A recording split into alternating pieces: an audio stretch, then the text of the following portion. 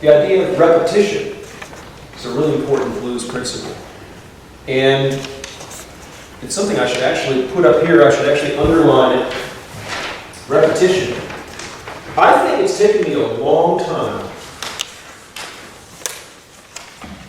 I mean, repetition is important, obviously, in a blues. Even in a 12-bar blues, we have, that's what an AAB blues is. If you sing, come on, baby, don't you want to go? Well, come on, baby, don't you want to go? Right. Well, come on, baby, don't you want to go? It's a repetition with a little bit of a variation. If you're a good blues singer or somebody who wishes they can and knows what to reach for, you might have heard a slight difference in the melody notes that I chose. But repetition is a core principle of blues. Repetition.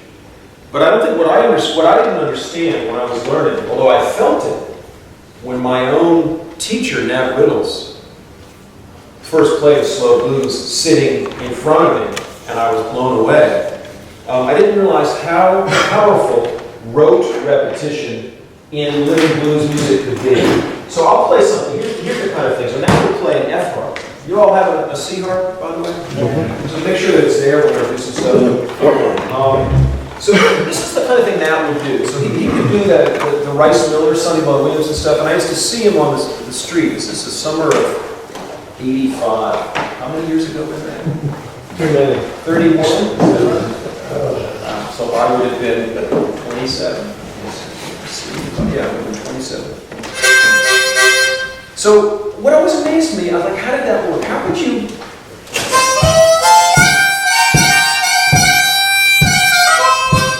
He would go a little slower than that.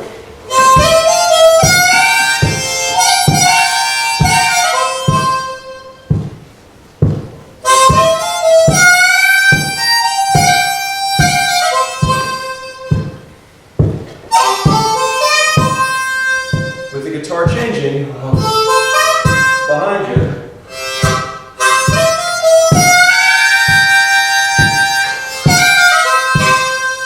Maybe do something really simple. Just one note.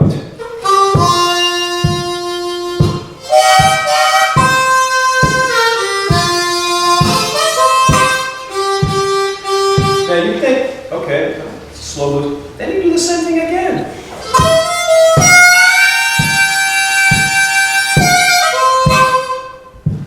Just look at people.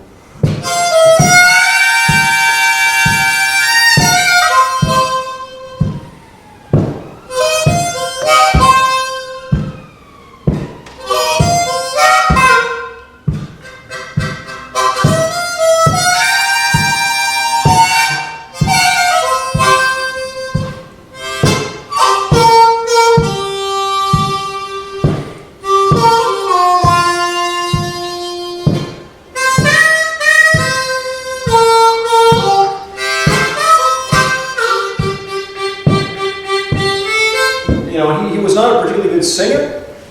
He couldn't really hit all the notes always, but he had incredible conviction and an incredibly good sense of time. This is all by way of saying that, you know, if y'all don't sing, you should probably learn how to sing. I don't really sing slow blues. But what I was doing there, just remembering Nat Riddles and remembering what he would do with that F harp, kind of conjuring up my master. I didn't understand that power of repetition, sort of basically kind of like doing the same thing. How could you play the second chorus of an instrumental and just do the same thing you did in the first chorus? And yet somehow it can work. What's important is, and it works partly because of the spaces that you need. And so if you take a look at that second sheet, well actually it doesn't, well, take a look at the third sheet. One thing you might notice is the empty spaces. Or you might not notice it unless I asked you to notice it. Okay? But they're important. They're really important. They're really important. Funny, in the last, I'll do the same riff I did in the last class. I did a kind of strange riff. That's probably why you're all here. You got this Gussow guy's going to do weird stuff. I said, try to imagine. So I said, guys, so It hasn't worked out. She's gone. She just walked out the door. She's packed. I mean, she's taking her stuff, and the door slams. Now, it might be she who slammed it. It might be you who slammed it. That doesn't really matter. What matters is there's a moment when it's slammed. And that was a marriage. Right? Or that was in my novel I have a moment like that. That was a relationship. And now it's that moment. And it's that space. Right? To me, that's the space that the blues blossom forth in.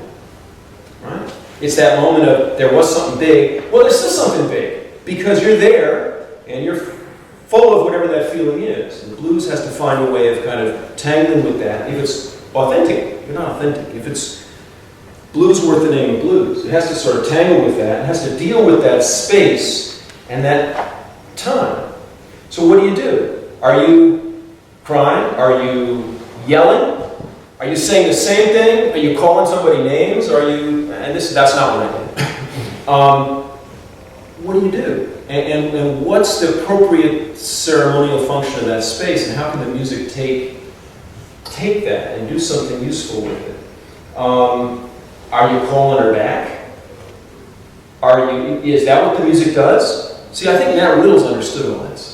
See, he understood, and that's how he makes the music live. Somebody understands that ceremonial function. Maybe you just sang the same thing. Maybe that's what people do when they're full of the blues, is they repeat it, and they repeat it. And if I goddamn see you, and we've all seen that. We've seen people who just, they're in that place. And then we've seen the place where there's the call and response. So we've seen, you say this, she said, I'm talking again from the guy's perspective, you're a darling to be here and watch this. So this is, yes, a men's encounter group, you're welcome. You may be part of this. It's just as true if it's you standing where I'm standing and he's walked out. It's just as true.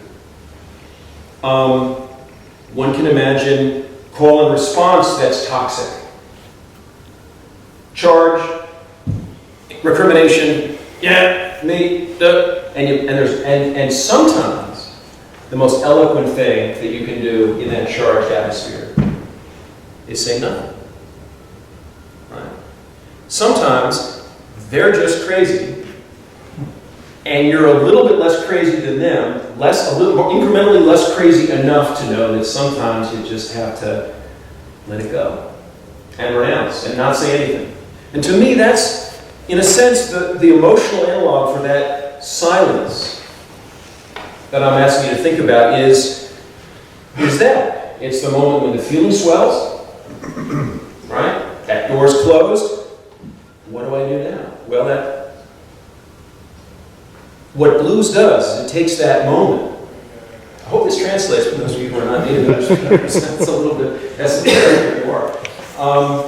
What blues does is it finds a way of tangling with that stuff and giving it a kind of formal completeness and closure. In other words, the best blues finds a way of tangling with that deep emotional stuff, and the surge and the back and forth, but it also sort of gives a form to it. And so what I'm asking you to think about is sort of what feeling is in that space. So you make the statement. See, I think often we're so focused on what notes do I play that we don't think about what do I say, as I said, in the situation. Sometimes, and for those of you who've been married a long time, the most important thing is just knowing what not to say. That's the toughest thing. Well, that's wisdom. That kind of wisdom can be a part of your blues harmonica playing, if you allow it. But you have to. A lot of players get to the point they're always, what notes do I play? What notes do I play? And then more and more complicated. The nice thing about the challenge of a solo slow blues is recognizing that there's a whole other way to think about it. And again, I think that's what was amazing about Nat. He was a guy who died of leukemia when he was 39. He was a guy who did not necessarily have his life together, but he really understood. And so I felt that in his presence. I felt that power. Let me sort of back off a minute. And let's do something, let's totally turn in a different direction for a minute. Take out your harp. what I want to do, I want to do a little call and response. And we'll start as in a slow blues groove. And by the way, here's something I figured out. What's an appropriate slow blues groove? Turns out, I found out what it was. I found out what the tempo was, for those of you who are interested in things like that. I went like this.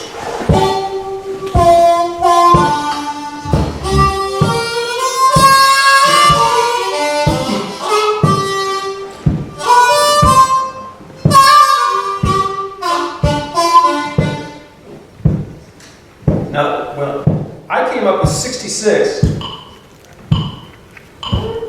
that's a little faster than I want to play now, so maybe 63 would be a good.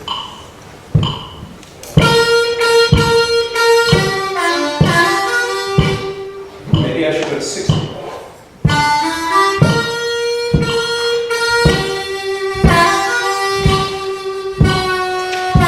See? Let's see if we're in here.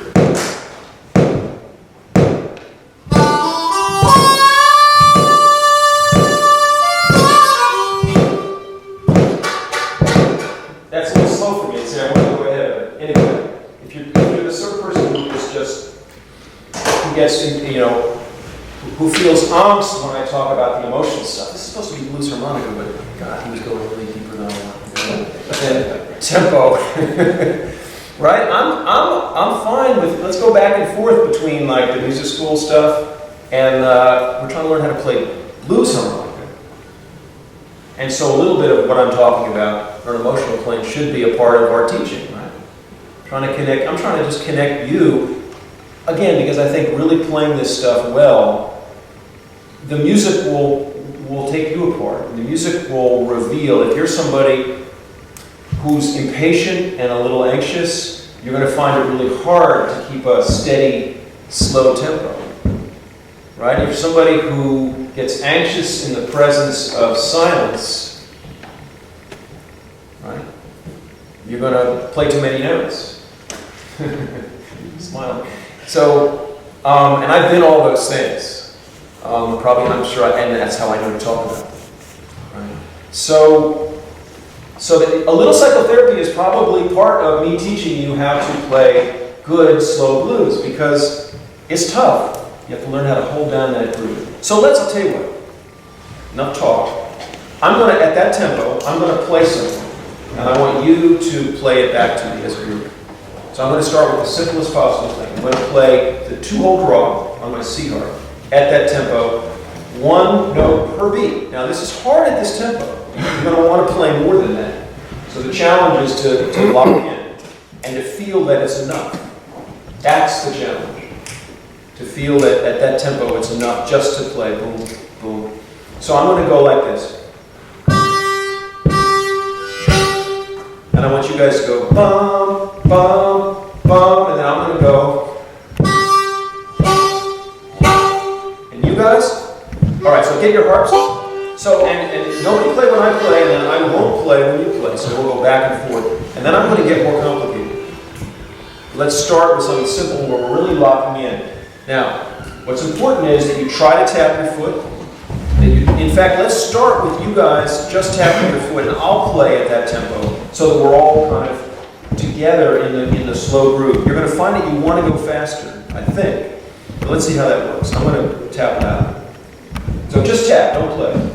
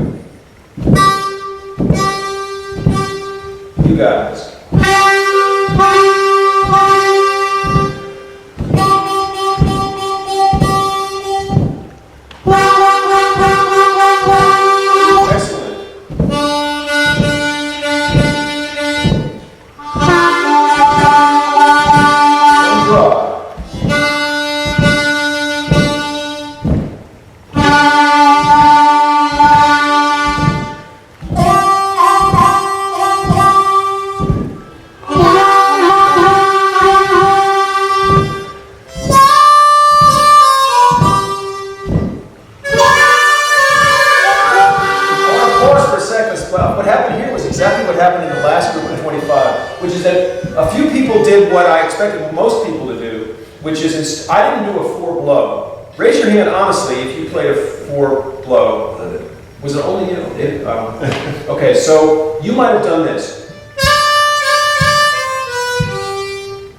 Anybody else do that, honestly? No, you all, okay, you did it too. Okay, well, this is a precocious bunch. These guys are incredible. Okay, I'm gonna have to go.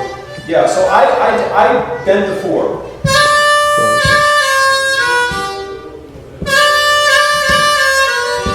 And the reason I do that is because a blues singer, whoa,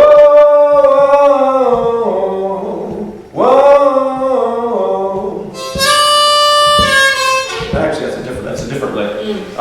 Anyway, okay, let's do it again, and I'm going to do some harder stuff. I'll start off the same way though.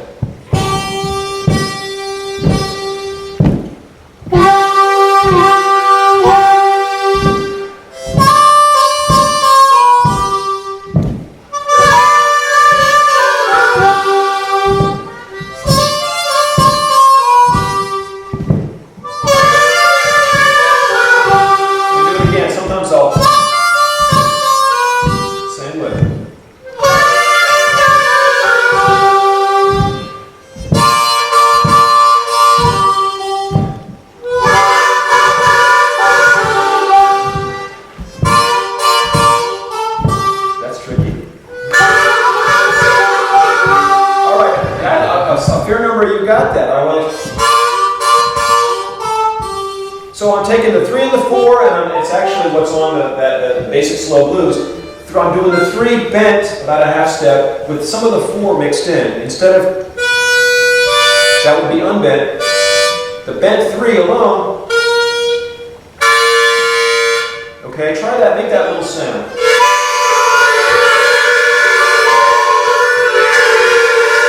I almost feel my front teeth chatter a little bit. Yeah, I feel it in my teeth.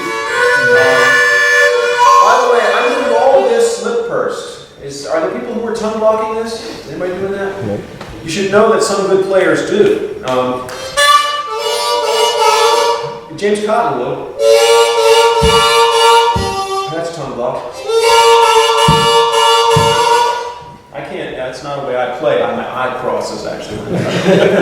But some people do. So just so you know that lip. Let's try a few more. I'll go back to the first one.